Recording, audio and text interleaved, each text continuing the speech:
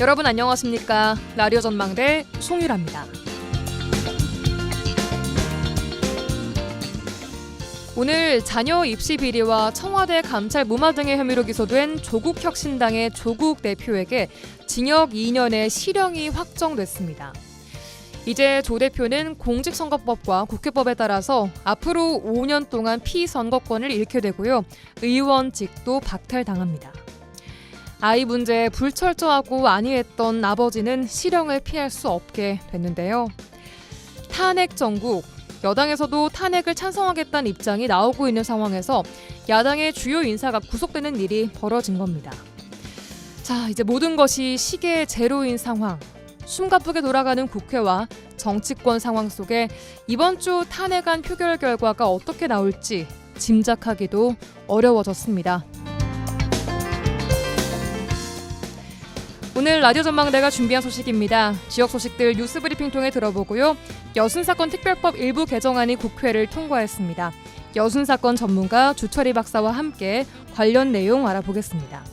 이번 주 취재기 민원 해결사, 이번 주 이 노래까지 이어집니다. 잠시 후에 뵙죠.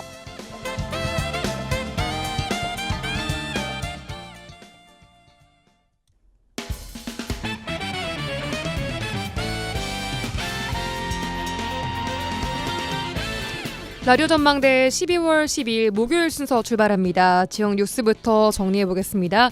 뉴스브리핑 여성신문의 장봉현 기자 연결합니다. 안녕하세요. 네, 안녕하세요. 장봉현입니다. 네, 첫 소식 오늘 오전 있었던 윤석열 대통령의 대국민 담화 관련입니다. 지역 정치권의 움직임은 좀 어떤가요? 네, 김용록 전남지사는 오늘 담화 직후 자신의 SNS에 글을 올려 당장 탄핵을 촉구했습니다. 김 지사는 페이스북에 윤석열 대통령은 스스로 반국가 반헌법 세력임을 자임했다. 그러면서 바로 체포해야 한다. 그렇게 적었는데요. 예. 김 지사는 담화를 보니 한심하고 참담하다. 일부 보수 유튜버 주장을 방패 삼아 국민을 오도하려는 반헌법적 변명에 불과하다고 비판했습니다. 예.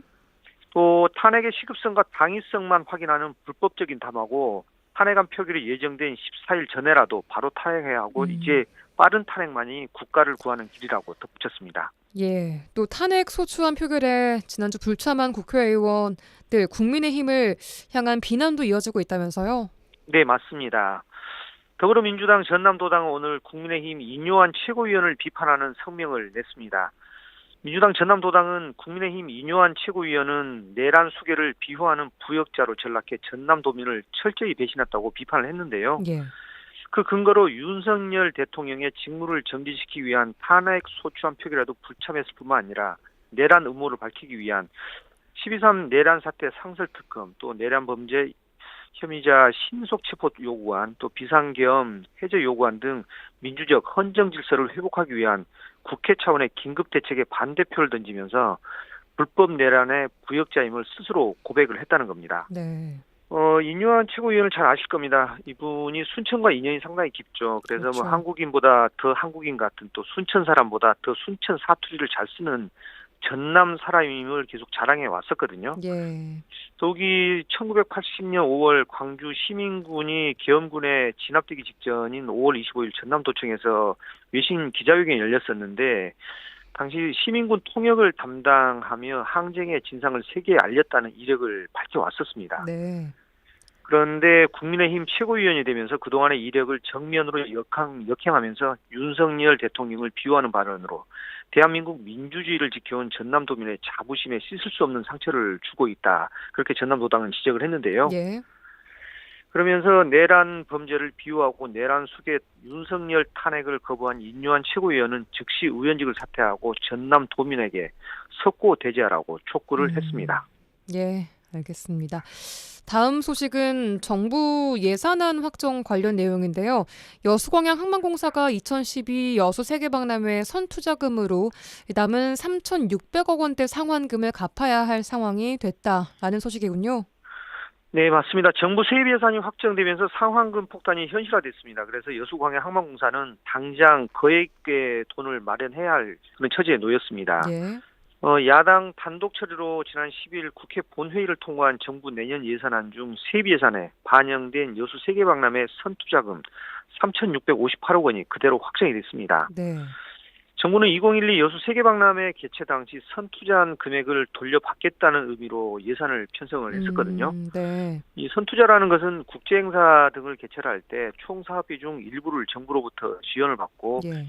이후 입장료 수입이랄지 아니면 또 관련 시설 임대, 매각 수익을 활용해서 상환하는 그런 형태로 이루어지거든요. 네. 그런데 민주당은 지방재정 부담 경감 또 지역발전 기반인 박람회장 활성화 등을 위해 예산 삭감을 주장을 했는데 왜 이게 정부안대로 통과가 됐는지 모르겠습니다. 아무튼 조금 더 민주당이 좀 다수당인데 좀 말릴 수 있지 않았나 그런 아쉬움이 있네요. 예. 이게 일단 당장 어떻게 이 큰 금액을 갚아야 할지가 고민이겠네요. 네, 그렇습니다. 박람회장은 당초 재단법인이 운영을 했지만 지난 2022년 여수 세계박람회 관리 및 사후 활용에 관한 특별법 개정으로 지난해 5월 여수 광양 항만공사로 소유권이 넘어갔거든요. 예. 이 소유권이 넘어가면서 막대한 빚도 함께 넘어갔습니다. 문제는 상환할 예산이 없어 채권을 발행하게 되면 예. 연간 이자만 166억 원에 달할 것으로 예상이 됩니다. 네. 항만공사 연간 매출이 1,400억 원 가량 되거든요. 그런데 연간 이자 166억 원은 전체 매출의 10%가 넘는 막대한 금액입니다. 예. 그리고 올해 박람회장에 항만공사가 220억 원을 투입을 했거든요. 그런데 임대나 주차장 운영으로 거둔 수입은 70억 원에 불과했고 예. 박람회장 시설 전체 매각도 추진했지만 마땅한 사업자가 나타나지 않아서 공매가 5차례나 무산이 됐습니다. 예. 이 때문에 항만공사는 정부의 상환 유예, 분할 상환 등을 요청할 방침이고요. 지역 정치권과 함께 내년 추가 경전 예산 편성 과정에서 예산 삭감도 요구를 할 예정이지만 실현이 될지는 미지수라고 볼 수가 있습니다. 네. 일단 항만공사는 정부와 국회를 상대로 상황을 설명하고 지속해서 예산 삭감 등을 요청을 하겠다 그렇게 밝혔습니다. 네, 알겠습니다. 다음 소식 듣겠습니다. 지난주 전해드렸는데 광양시의회가 정인하 광양시장의 측근인 서울 사무소장에게 편법으로 지급해온 주거비를 전액 삭감한 것과 관련해서 경찰이 사실관계 파악에 들어갔어요. 네, 그렇습니다. 광양시가 서울 사무소장에게 주거비를 편법으로 지원했다는 주장과 관련해 경찰이 사실관계 파악에 나섰습니다. 광양경찰서는 지난 11일 광양시 서울 사무소장의 주거비 지원과 관련해 업무상 배임 혐의의 고발장이 접수됐다고 밝혔습니다. 네. 경찰은 고발장에 나온 내용을 바탕으로 사실관계를 파악을 하고 있습니다. 네, 관련해 광양시 의회는 이 예산을 삭감했다고 하죠. 네, 맞습니다. 광양시의회 총무위원회는 내년도 본예산안 심의에서 서울사무소 예산 가운데 상주 공무원 주거비 2,400만 원을 삭감했습니다. 삭감된 주거비는 광양시가 지난 5월 임기제 공무원으로 채용한 서울 사무소장에게 편법으로 지급했다는 의혹을 받는 예산이거든요. 네. 시는 임대차 계약서 등 관련 서류도 없이 매월 서울 사무소장 계좌로 200만 원을 입금한 사실이 행정사무감사에서 들통이 났었는데요. 그랬었죠. 당시 광양시는 업무 추진비를 주거비 명목으로 지원을 했다 그렇게 해명을 했었습니다. 네. 하지만 정인하 광양시장의 국회의원 시절 보좌관 출신인 서울 사무소장에게 업무 추진비를 사실상 현금으로 지급한 것을 놓고 편법 지원, 시장 측근 챙기기 의혹을 받고 있다는 겁니다. 네. 더욱이 문제가 된 예산을 광양시 총무위원회가 영수증도 없는 사용처를 확인할 수 없는 깜깜이 예산이다. 그런 이유로 전액 삭감을 했는데 그 이후 광양시는 예산 살리기에 적극적으로 나서서 이 대처가 잘못된 게 아니냐 그런 논란을 지금 낳고 있거든요. 네. 아무튼 광양시 서울사무소 설치 및 운영 규정에서 서울사무소는 중앙부처 시책 전파 또 지역 문화축제 전국 홍보 등 그런 여러 가지 업무를 맡고 있습니다. 예, 알겠습니다. 오늘 뉴스브리핑 여기까지 듣겠습니다. 여성신문의 장봉현 기자였습니다. 수고하셨습니다. 네, 고생하셨습니다.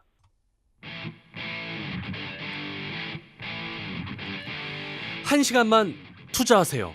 지역의 이야기를 모아 전해드립니다. 지역 시사는 역시 여수 MBC 송유라의 라디오 전망대. 네, 지난주 12.3 비상계엄 사태 온 국민이 불안에 떨었지만 여순 사건의 아픔이 여전히 남아있는 지역에는 공포 그 자체였습니다. 역사적으로 첫 비상계엄령이 내려졌던 여순 사건은 진상규명과 희생자 명예회복을 위한 작업이 현재 진행형인데요. 최근 국회 본회의를 통과한 여순 사건 특별법 일부 개정안의 내용부터 또 여순 사건 당시 비상계엄에 대한 이야기 나눠보도록 하겠습니다. 여순 사건 전문가, 역사공간 버세 상임연구원 주철희 박사 연결합니다. 안녕하세요. 예, 안녕하십니까. 네, 박사님 우선 지난주 비상계엄 사태에 이은 탄핵 정국에 대해서 역사학자로서 어떻게 생각하시는지부터 좀 듣겠습니다. 비상계엄을 한다라는 선포를 TV로 봤는데 정말 사지가 떨리고 두려웠습니다. 네, 그 이유는 두 가지인데요. 첫째, 이제 대한민국 현대사를 공부하는 연구자 입장에서 계엄령의 역사를 알고 있습니다. 이 계엄령으로 인해서 무지막지한 군인에 의해서 민주주의가 말살되었고 개인의 인권이 심대하게 침해이 될 것이 자명했기 때문이고요. 예, 둘째는 이제 여순항쟁 당시 많은 민간인들이 학살되었는데 이 무참히 학살된 역사를 알고 있기에 정말 두려웠던 거죠. 자, 오늘 관련해서 대통령 담화 보셨습니까? 오전에? 예, 봤습니다. 어떻게 보셨어요? 참담하죠. 정상적인 사람의 생각으로 나올 수 없는 거다. 그래서 아주 비정상적이고 망상에 젖어 있지 않는가 이런 생각을 하고 있습니다. 자, 이번 비상계엄 사태로 대한민국 정부 수립 이후 첫 비상계엄령이 내려졌던 여순 사건이 다시 조명되고 있습니다. 그 당시의 상황을 저희 청취자 여러분께 설명 부탁드리겠습니다. 이제 대한민국 정부 수립 이후에 이번 신의상 비상계엄까지 총 11차례의 계엄령이 선포되었습니다. 네. 그 첫 번째 계엄령이 이제 1948년 10월 22일 여수와 순천 지역에 내려졌죠. 근데 당시 10월 22일 내려진 계엄령은 국무회의 의결을 거치지 못했습니다. 네. 그래서 정부는 사후 승인으로 10월 25일 날 국무회의 의결을 거치게 됩니다. 네. 그래서 이제 이 계엄령은 지역계엄령이죠. 그래서 이 계엄령 선포로 인해서 호남 계엄지구 사령관이 행정과 사법사무를 담당했고 이로 인해서 수많은 민간인들이 직결 처형되게 됩니다. 그리고 또한 일부는 군법에 의해 회부되죠. 현재까지 밝혀진 군법에 의해 회부자가 민간인이 약 한 2,900여 명 정도 됩니다. 예. 이들은 사형되거나 또는 유죄 선고를 받고 전국 각지 형무소에 수감되었다가 한국전쟁이 발발하게 되면 대부분 학살됩니다. 또 하나 이 계엄령으로 인해서 광주의 이 호남계엄지구 사령관 이외에 대전에는 육군중앙고등군법회의가 설치됩니다. 네. 이로 인해서 14연대 군인들과 여순항쟁의 주요 인물들이 대전에 올라가서 처형되게 됐죠. 이처럼 여순항쟁은 수많은 민간인 학살의 기저에는 이렇게 계엄령이 있었다는 겁니다. 예. 48년 여순 사건 당시와 또 지난주 비상계엄 상황, 같은 비상계엄령 선포였지만 상황은 좀 아주 달랐습니다. 가장 큰 차이점은 뭐라고 보십니까, 박사님? 네, 우선 12.3 비상계엄은 전국에 내려진 계엄령입니다. 예. 네, 여순항쟁 당시의 계엄령은 10월 22일 여수와 순천에만 내려졌고 이것이 이제 11월 1일 날 전남북 지역으로 확대되었습니다. 예. 즉 그러니까 이번에 내려진 계엄령은 전국 계엄령이고 1948년의 계엄령은 지역 계엄령입니다. 근데 이걸 차이가 뭐냐면 예. 전국 계엄령 같은 경우는 계엄사령관이 대통령의 지휘와 감독을 받습니다. 예. 그런 반면에 지역계엄령은 국방장관의 지휘와 감독을 받는 것이죠. 이것이 좀 차이가 있었던 것이고요. 예. 지금 이번 계엄령과 관련되어서 논란이 되고 있는 것 중에 하나가 네. 국무회의의 심의를 거쳤냐 안 거쳤냐 이 문제가 지금 논란이 되고 있지 않습니까? 근데 현행 헌법은 이 계엄령과 관련되어서 국무회의의 심의를 거쳐서 계엄령을 선포하게 돼 있습니다. 예. 근데 1948년 당시 예. 여순항쟁 당시의 헌법은 계엄령은 국회 의결로 선포하게 돼 있습니다. 즉 그러니까 현재보다 훨씬 계엄을 선포하기 어렵게 되어 있었던 거죠. 예. 1948년이. 예. 그래서 이렇게 계엄이 의결에서 심의기구로 바뀌게 된 것이 바로 1961년에 5.16 쿠데타 이후에 박정희가 만든 것입니다. 예. 그래서 이제 심의만 하게 돼버리면 계엄령을 내릴 수 있었기 때문에 네. 이번에 같은 경우도 논란이 좀 되고 있는 거 아닌가 생각이 되어집니다. 알겠습니다. 예. 그 요건들도 논란이 됐지 않습니까? 비상계엄령을 내릴 수 있는 요건 충족이 안 된 상황이었기 때문에. 그러죠. 우리 지금 헌법이나 개헌법에 보면 전시와 사변에 준한다고 했습니다. 예. 전시라는 말은 전쟁 중이라는 뜻이지 않습니까?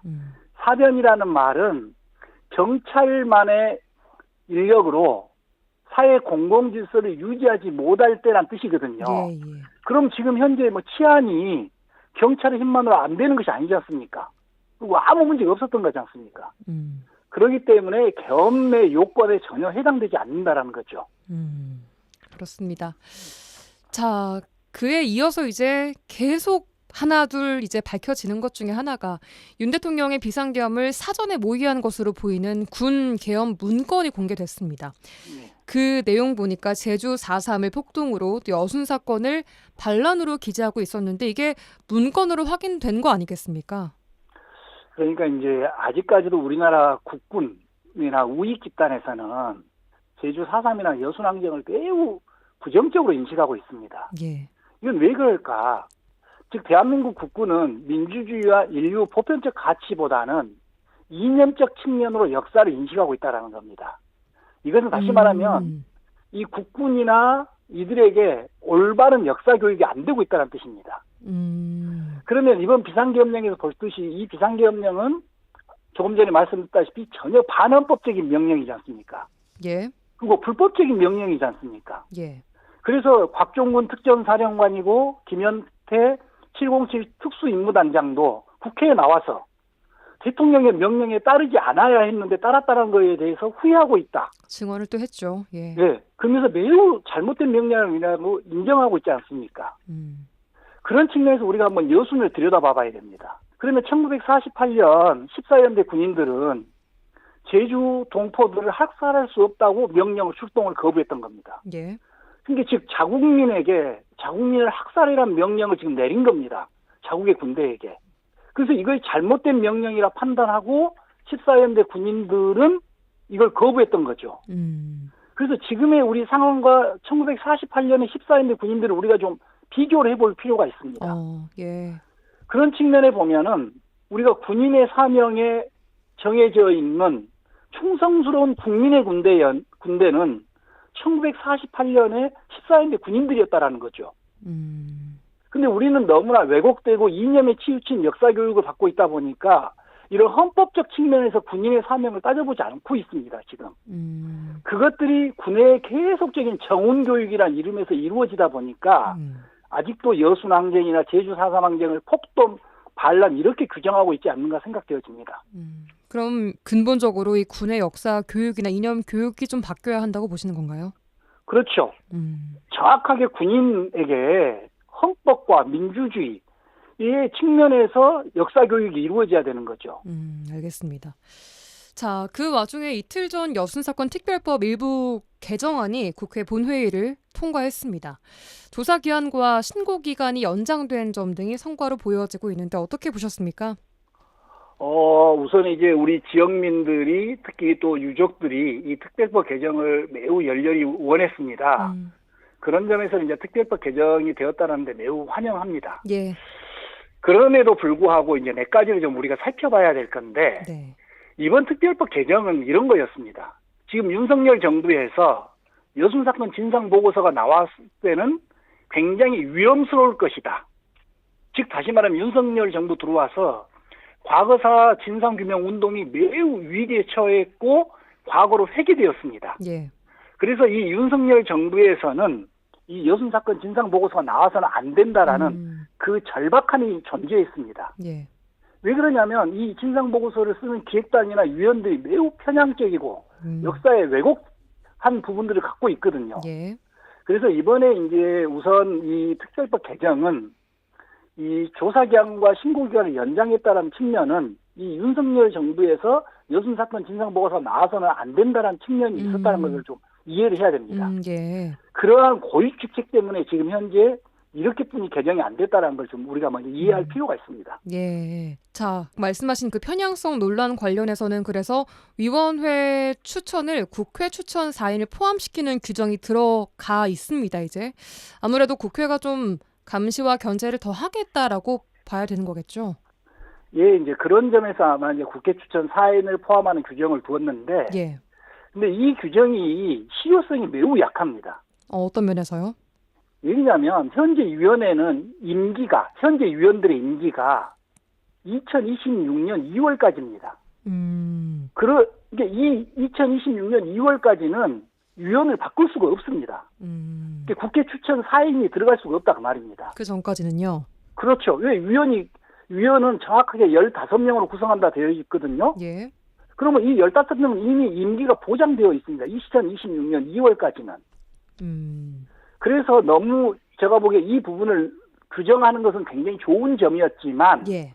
좀 더 세밀하게 따져봤어야 될 부분이 몇 가지가 있었습니다. 네. 근데 그런 점을 생각하지 않고 좀 규정했다라는 부분에서는 좀 안타까운 측면이 있는 거죠. 1년 더 넘게 남았는데 말이죠, 이게. 왜냐하면 이 사람들이 임기가 있는 동안에 네. 이제 2026년 2월 안에 네. 조사가 끝나서 진상보고서가 나와버릴 가능성이 있습니다. 그렇죠. 예. 그럼 방금 말했던 우리가 지금 현재 위원이나 이 보고서 기획단들에 매우 편향적인 인물들이 있다고 했지 않습니까? 예. 그런데 이 인물들이 교체되지 않거든요, 지금. 이 규정이 있다고 하더라도. 왜? 예. 임기를 보장해놨기 때문에. 예. 그래서 이제 이건 좀 세밀히 따져봐야 될 것이고 좀 더 고민이 필요한 지점입니다. 알겠습니다. 그리고 예. 또 한 가지가 예. 이번 특별법에가 이제 특별 재심이 들어 있습니다. 그렇습니다. 예, 12조 2항으로 이제 특별 재심을 신설했습니다. 예. 매우 진일보한 진전이죠. 근데 여기서도 마찬가지입니다. 이게 우리가 특별법을 개정하거나 이럴 때는 예. 왜 개정해야 되는가에 대한 세밀함이 필요하거든요. 예. 근데 이 특별 재심에서도 당시 호남 계엄지구 군법회의가 9차례 있었습니다. 네. 이 9차례로 인해서 한 2,900명의 명단이 확보되었고 이들이 사형된 사람은 어떤 사람들이고 무기 진역은 누가 받았는가 다 나와 있거든요. 예. 그런데도 이 특별 재심의 규정에는 9차례 중에서 4차례만 규정을 해놨습니다. 그러니까 그럼 5차례 사람들은 특별 재심을 받을 수 없다라는 거예요, 지금요. 이게 매우 정확하지 않는 상황 속에서 특별법이 지금 개정된 겁니다. 아직까지 세밀하게 조정을 해야 될 부분들이 많이 남아 있다라고 보시네요. 그렇죠. 이제 우리가 특별법 개정을 하기 위해서 가장 중요한 것은 현재 위원회의 운영과 활동에 무엇이 문제인지 먼저 파악해야 됩니다. 저는 기간이 연장되었다고 해서 더 어떤 조사가 잘 이루어질 거라고 보고 있지 않습니다. 그러세요? 예, 그 이유는 위원회의 구성과 조직입니다. 지금 위원회의 구성과 조직이 일을 할 수 있는 구조가 아닙니다. 그래서 저는 이 특별법을 개정하는 데 있어서 가장 중요한 것은 위원회의 구성과 운영을 지금의 현재의 방향과 아주 다르게끔 만들어줘야 됩니다. 지금 뭐 이원화되어 있는 부분도 말씀하시는 건가요? 위원화되어 있는 부분도 그렇고요. 네. 지금 위원회는 대부분이 파견된 공무원으로 이루어져 있습니다. 근데 이 사람들은 거의 대부분이 1년을 채우지 않고 있습니다. 그래서 전문성도 없고 책임성도 없고 연속성도 없습니다. 그렇기 때문에 조사가 지지부진한 겁니다, 지금. 그래서 이 위원회를 민간 전문 중심으로 위원회를 조직하고 운영을 해줘야 됩니다. 그래서 전문위원과 전문조사 간 조직 확대가 매우 중요한 거죠. 예, 알겠습니다. 오늘 시간 관계상 여기까지 듣겠습니다. 앞으로도 의미 있는 연구 또 많이 해주시기 바라겠습니다. 예, 그러겠습니다. 여순사건 전문가이자 역사공간 버세 상임연구원 주철희 박사와 함께했습니다. 고맙습니다. 예, 고맙습니다.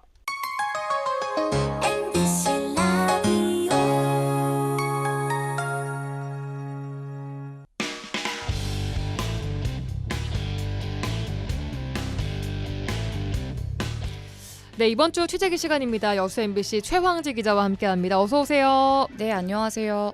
네, 이번 주도 이제 지역의 취재 방향도 어쩔 수 없이 이제 뭐 비상계엄 이후 탄핵 전국으로 가고 있는데 어떤 거 취재하셨나요?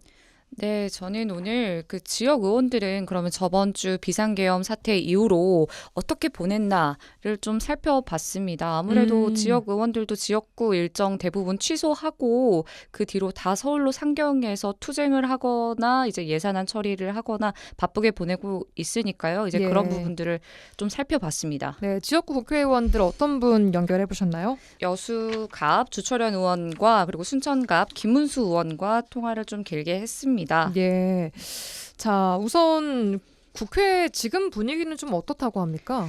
네, 일단 국회는 지금 비상 상황이라고 합니다. 대부분 국회의원들, 야당들은 일단 집에 귀가하지 않고 국회에서 숙식을 좀 해결하고 있다고 합니다. 네. 김문수 의원 같은 경우에는요, 네. 국회 본청에 로텐도 홀이라고 있다고 있죠, 합니다. 네, 거기 안에서 이제 이불을 가져다 놓고 상임위별로 조를 나눠서 거기서 숙식을 해결하고 있다고 하는데요. 자세한 이야기는 인터뷰를 통해서 한번 들어보시죠. 일단은 이제 국회에 있어라. 그리고 있더라도 30분 안에 모일 수 있는 곳에 있어라. 마침 그 예비군들이나 민방위 훈련할 때 아니면 군인들이 위수 지역 안에 근무하라고 하듯이 가급적이면 국회의원들은 또 언제 어떤 일이 벌어질지 모르니까 국회 안에 있고 또 상임위별로 이제 당번을 정해서 아예 밤새고 있습니다. 국회 본청 안에 그 로비 로텐드 홀에 거기에다가 이제 이렇게 이불 같은 거 갖다가 두 개 상임위식에서 조를 나눠서 하고 있고 그리고 매일 지금 국회 바로 앞에서는 시민들이 모여가지고 저녁마다 지금 집회를 하고 있기 때문에 또 거기 나가서 같이 또 시민 보호조 형식으로 해갖고 우리 초선 의원들이 조를 짜서 네. 저녁마다 그 자율방범 하듯이 시민들 혹시나 위험한 상황이 발생되지 않도록 저희들이 나가서 또 시민들 지켜드리는 것도 하고 그다음에 이제 각종 법안 상정 또 할 일은 계속 그렇죠. 해야 되기 때문에 네, 김문수 의원 인터뷰 듣고 왔고요. 최고위원들의 일정도 지금 진행이 되고 있다고요. 민주당. 네, 맞습니다. 아무래도 최고위에서 당의 중요한 결정들이 이루어지기 때문에 최고위원들은 조금 더 긴박하게 돌아갈 수밖에 없는데요. 네네. 주철현 의원이 지금 현재 민주당 최고위원입니다. 주철현 의원 같은 경우에는 아침 8시 반부터 이제 회의가 들어가기 때문에 그 전부터 이제 회의 준비를 하느라 더 바쁜 시간을 보내고 있을 텐데요. 예. 주철현 의원의 말도 한번 들어보시죠. 요즘 같으면 저희는 이제 최고위원이 아침 8시 반부터 최고위원회 하게 되면 최고위원회 또 회의하고 당 지도부에서 이제 모든 결정해야 되니까 그러고 있고 또 오후 되면 저희가 2시에 또 본회의 열리고 저녁 되면 또 농성해야 되고 하여튼 의원회관에서 지금 가급적 떠나지 마라 그러니까 의원들은 국회 안에 있으면서 지금 숙식을 해결하고 그렇게 버티고 있습니다. 네, 민주당 주철현 의원을 통해서 지금 최고위원들의 활동 상황들 좀 들어봤고요. 자, 일단 지역 국회의원들에게 가장 묻고 싶은 것이 아무래도 지역 현안들이 이번 전국에 좀 묻히는 문제일 텐데 이것도 여쭤보셨나요? 네, 맞습니다. 저희 여수 같은 경우에는 가장 큰 관심사가 여수 세계 박람회장 사후 활용비에 대한 기재부가 그 선투자금을 모두 회수하겠다라고 말한 상황이잖아요. 네. 그 예산이 3,600억 원 가까이 되는데 이것을 이제 기재부가 세입 예산으로 잡느냐 안 잡느냐라는 게 가장 큰 관심사였거든요. 근데 여수광양 항만공사에게 이제 운영권이 돌아가면서 공사 측이 이걸 부담을 해야 되는데 당연히 시에게도 파장이 있는 거였고요. 그리고 심지어 지금 여수 세계 박람회장은 사후 활용이 되어 있지 않은 상황인데 이걸 무리하게 가지고 가다 보면은 지역 사회가 또 경제가 침체가 될 수 있다라는 우려가 분명히 있었습니다. 예. 그렇기 때문에 지역 의원들은 이 3,600억 원을 기재부가 만약에 세입 예산으로 그러니까 자기들의 예산안으로 올려놓는다. 여수시로부터 돈을 가져간다라는 걸 방침으로 세우게 되면은 강력 반발하겠다고 했었는데 이번 예산안에 아무래도 기재부가 이 3,600억 원을 예산으로 잡았습니다. 그래서 주철현 의원 같은 경우에는 여수시나 전남도나 또 항만공사라던가 모두가 다 노력을 했는데 끝까지 이게 좀 다툼이 있었다가 결국은 성공하지 못했다라고 했었습니다. 근데 주철현 의원은 일단 아직 윤석열 정권이기 때문에 좀 안 된 것 아니냐, 호남에 대한 예산에 너무 박한 거 아니냐 이렇게 비판을 했고요. 결국 근본적으로는 탄핵만이 답이다라고 답변했었습니다.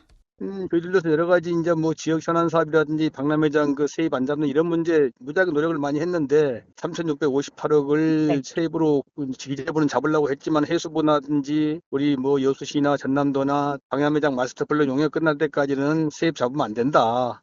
라고 해서 다툼이 있었는데 결국 이제 저희들이 성공하지 못했어요. 근데 우리가 그런 걸 포함해서 지역에 작은 그 쪽지 예산들 수건 사업들이 이런 쪽지 예산들이 이번에는 이제 완전히 증액이 없었기 때문에 안 됐는데 윤석열 정권 또 국힘당 정권에서 호남에 대한 예산할 때는 이미 정해져 있는 그림이고요.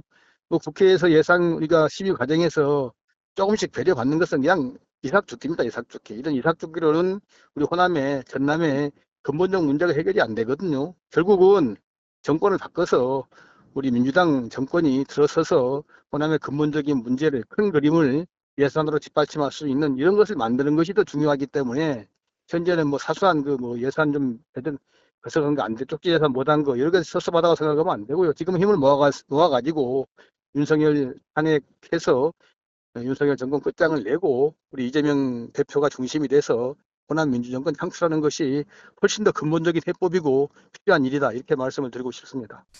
네, 더불어민주당 주철현 의원 인터뷰 내용이었습니다. 네, 이번 주 표결 상황을 지켜봐야겠지만 탄핵이 된다는 가정하에 이제 민주당은 어떤 구성 계획하고 있던가요?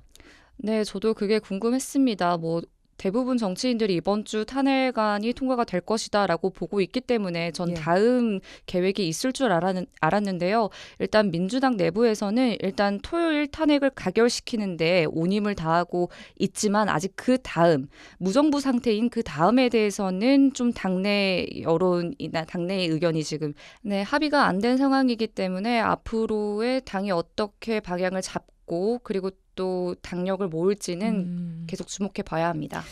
네, 알겠습니다. 이번 주 취재기 오늘은 여수 MBC 최황지 기자와 함께 민주당 주철현 김문수 의원 인터뷰 기사를 바탕으로 해서 현재 국정에 대한 지역 국회의원들의 입장 또 국회 상황까지 함께 알아봤습니다.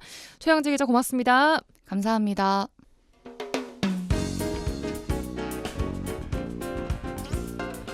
고충을 듣습니다.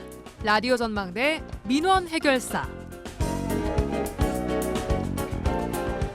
오늘도 민원 해결사 이미지 리포터와 함께합니다. 어서 오세요. 네, 안녕하십니까? 네, 어제에 이어서 전국 혼란 속 직격탄 맞은 지역 경제 이어가겠습니다. 비상계엄령과 탄핵 정국으로 외환 시장도 크게 불안해지면서 환율이 급등락을 반복하고 있습니다. 이에 따른 시민들의 근심도 깊어지고 있다고요? 네, 지난 3일 윤석열 대통령이 비상계엄을 선포한 지 1시간 만에 이 원달러 환율이 한때 40원 넘게 치솟았으나 이 국회 계엄 해제 소식이 들린 다음 날 오전 다시 1,410원대로 떨어지면서 차츰 안정세를 찾는 듯 했습니다. 네. 하지만 대통령 탄핵안 부결, 비상계엄 사태 수사 등의 사건이 이어지면서 5일부터 다시 급상승하다가 지난 9일 2년 2개월 만에 최고치를 찍고 하향했는데요. 근데 오늘 오전 1,428원대의 하락세로 출발했던 원달러 환율이 이 대통령의 긴급 담화 이후 다시 1,434원대로 장중 상승을 돌아섰습니다. 네, 이렇게 원달러 환율이 치솟게 되면 여행업계는 물론이고 해외여행을 계획했던 시민들의 부담 또한 커지잖아요. 네, 보통 해외여행 갈 때요 갑자기 일정을 정하기보다는 긴 시간을 두고 계획을 세웁니다. 예. 비상계엄이 있기 전 해외여행을 계획했던 시민들의 경우 이 며칠 사이에 환율 변동이 일어나면서 경제적 부담이 커졌다고 합니다. 이 환율로 인해 여행 일정까지 변경해야 하는 상황까지 발생하는 건데요. 또 패키지 단체 여행을 계획했던 경우에는 이미 결제를 마친 고객에게 추가 요금 납부를 안내한 여행사도 나오고 있는데요. 실제로 올해 3월에만 해도요 1,330원대였습니다. 오늘 환율보다 100원가량 낮은 환율이었습니다. 이렇게 원단 환율이 요동치면서 시민들의 고민이 커지고 있습니다. 해외 장기 체류를 계획하고 있는 시민 얘기 들어보시죠. 네, 많아요. 제가 처음 여행을 준비했을 때는 환율이 1,380원 이 정도였는데 계엄령 선포하고 나서 급격하게 환율이 뛰면서 오늘자 보니까 1,432원이거든요. 그래서 가서 뭐 여행 경비나 이런 것들이 너무 많이 오르는 상황이어가지고 저는 또 장기 여행을 계획하고 있어서 되게 짜증이 나는 입장입니다. 제 지인 같은 경우는 이제 여행사 통해서 패키지 여행을 예약을 했는데요.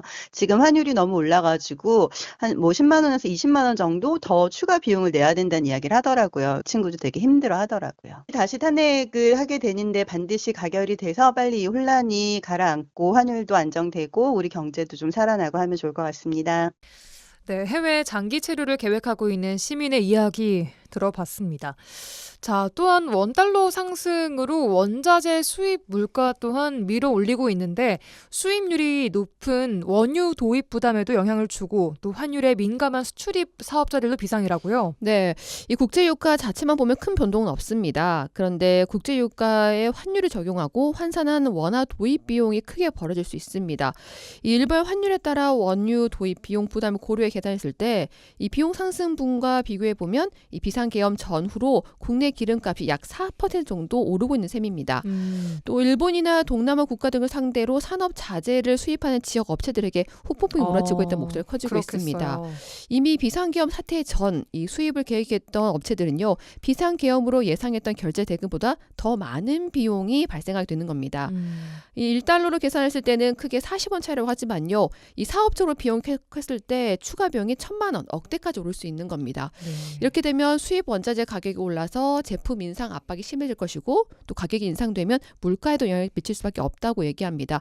여수에서 산업자재 수입 업체를 운영하고 있는 대표 인터뷰입니다. 일반적으로 그냥 10,000원, 20,000원으로 하면 큰 피해가 아닌데 단위가 1,000만 원, 1억, 10억, 100억까지 가는, 예를 들어서 무역업을 상사 개념으로 되게 크게 하는 회사들 같은 경우는 1,000원에 40을 더 넣는다 그러면은 억 단위나 이러면 400만 원, 10억 단위면은 1억, 10억 지나고 4천만 원을 더 내야 되고 1억을 더 내야 되고 이런 상황이 생기죠. 이제 거래처들하고도 이제 커뮤니케이션을 통해서 얼마다라는 금액을 정해놨는데, 그 금액이 이제 제 계산과는 틀리게 회사 이익금에서도 더 이익을 못 취하는 것도 있고, 작게 봤을 때는 지역 경제겠지만 크게 봤을 때는 이제 대한민국 경제가 흔들리고 있는 상황이니까 큰 집이 흔들렸는데 작은 집이라고 흔들리지 말라는 법은 없으니까, 예, 당연히 그게 도미노 현상처럼 이렇게 쭉 오지 않을까 싶네요. 전문가들은 장기적으로 봤을 때 소비 심리는 계속해서 위축될 것으로 예상하고 있습니다.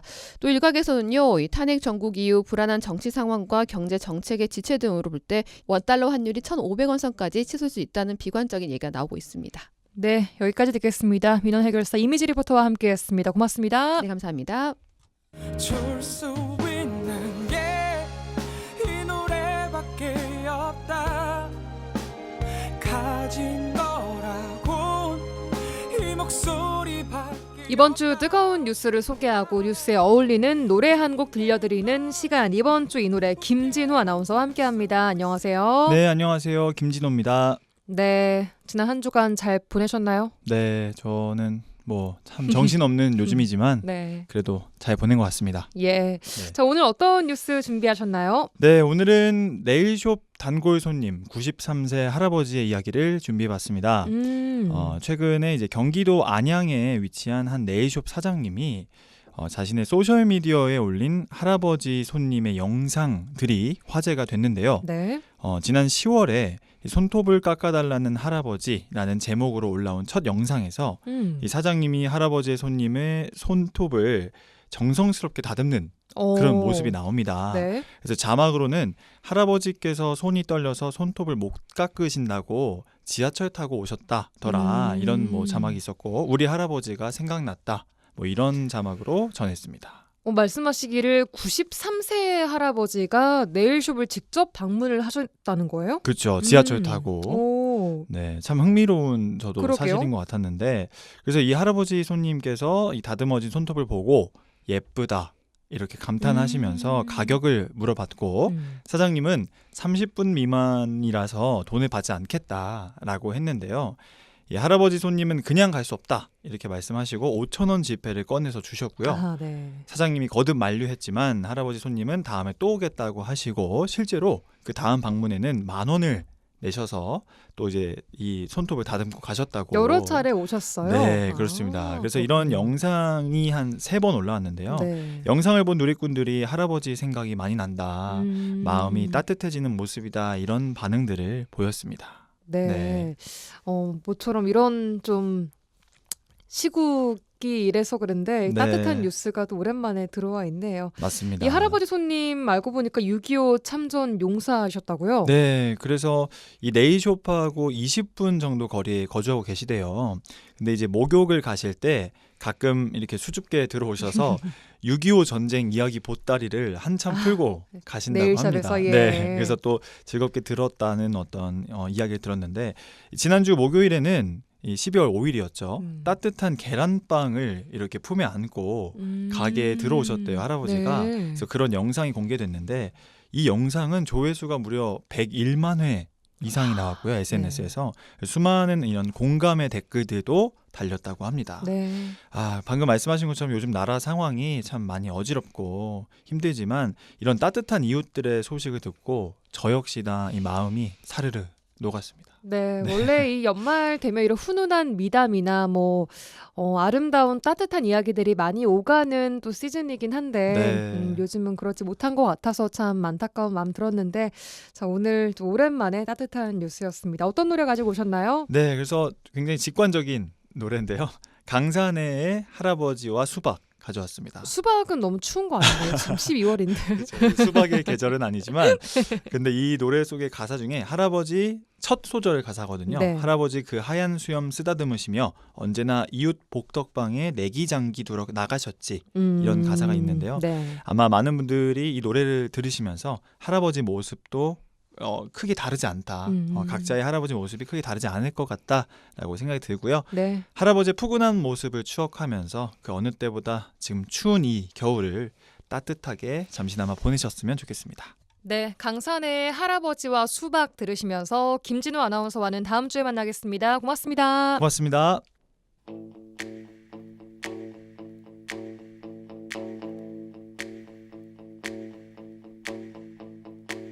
할아버지 그 하얀 수염 쓰다무시면 되나 이웃 복덕방에 내기 장기 두러 나가셨지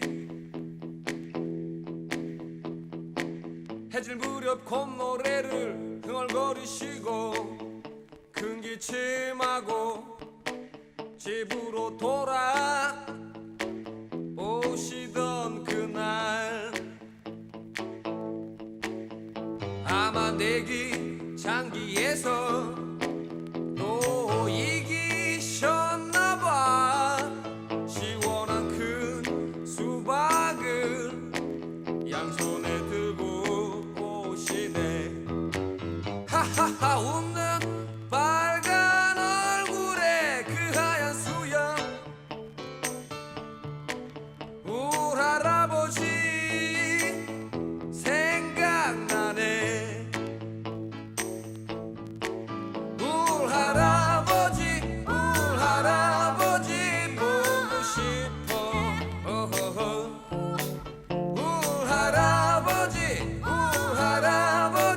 나의 친구 울 할아버지 그리고 파란 수박 코가 찡하도록 생각나네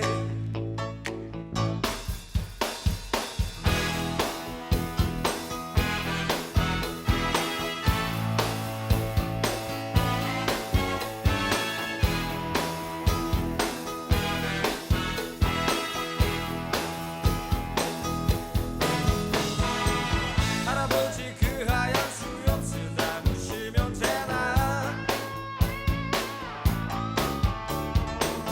이웃 복덕방에 냉장기 두러 나가셨지 해질 무렵 콧노래를 흥얼거리시고 큰 기침하고 집으로 돌아 오시던 그날 나는 즐거워하네 수박도 너무 크네 너무 잘 익었네 나는 기뻐하네 그런 나를 따뜻한 눈길로 어루만져 주던 울 할아버지 생각나네